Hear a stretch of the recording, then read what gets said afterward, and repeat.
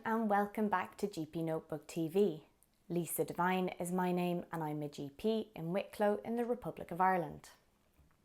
Today's video looks at a really interesting topic, sleep apnea, and more specifically, whether treating sleep apnea actually has an effect on cardiovascular and all-cause mortality.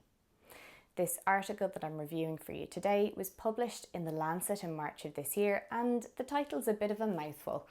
So it is Positive Airway Pressure Therapy and All-Cause and Cardiovascular Mortality in People with Obstructive Sleep Apnea, a systematic review and meta-analysis of randomised controlled trials and confounder-adjusted, non-randomised control studies.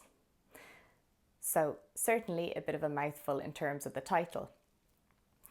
It is worth noting from the introduction of the paper that obstructive sleep apnea is defined by the repetitive occurrence of pharyngeal collapse during sleep, leading to intermittent hypoxemia.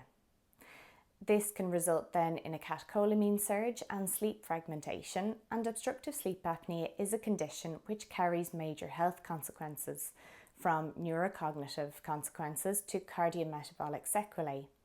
And these can include excess mortality risk, increased risk of cerebrovascular and cardiovascular events, and underlines that this condition carries a significant danger for the people living with it. Positive airway pressure, known as PAP, used by the patient nightly in their home, is an effective first-line treatment for obstructive sleep apnea and can reduce the apnea-hypopnea index and symptom burden, such as excessive daytime sleepiness.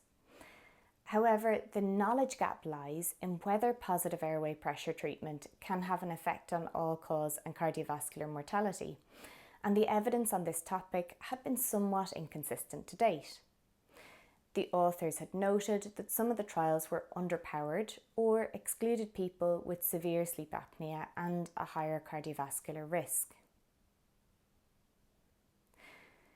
The authors of this article, well, what did they do? They conducted a systematic review and meta-analysis, searching PubMed, Embase, and the Cochrane Central Register of Controlled Trials from the database inceptions to 2024.